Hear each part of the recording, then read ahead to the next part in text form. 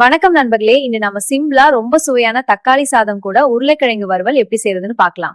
இதுக்கு தேவையான பொருட்கள்: தக்காளி, வெங்காயம், மிளகாய், சாதம், உருளைக்கிழங்கு, மசாலா எல்லாமே ரெடி. முதல்ல உருளைக்கிழங்க துண்டுகளா வெட்டி எண்ணெயில போட்டு வறுக்க ஆரம்பிக்கலாம். மஞ்சள், மிளகாய் தூள், உப்பு சேர்த்து கிறிஸ்பி ஆக வர நல்லா வறுக்கணும். சூப்பரான உருளைக்கிழங்கு வறுவல் ரெடி. இப்போ தக்காளி சாதத்துக்கு கடாயில எண்ணெய் ஊத்தி கடுகு, வெங்காயம், மிளகாய் வதக்கணும்.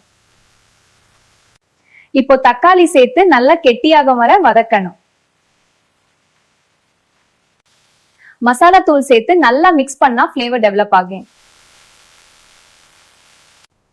இப்போ சாதம் சேர்த்து மெதுவா கலக்கணும். ஒவ்வொரு அரிசியிலும் மசாலா கோட்டாகணும். கடைசியாக கொத்தமல்லி தூவி கொஞ்சம் நெய் சேர்த்தா இன்னும் ருசியா இருக்கும். இந்த காம்போ ரொம்ப பெர்ஃபெக்ட். தக்காளி சாதம் கூட உருளைக்கிழங்கு வறுவல். வாவ்! சிம்பிளான ரெசிபியானாலும் ருசி டாப் கிளாஸ். இந்த வீடியோ பிடிச்சிருந்தா லைக் பண்ணுங்க, ஷேர் பண்ணுங்க. இன்னும் ரெசிபிஸ்க்காக சப்ஸ்கிரைப் பண்ணுங்க.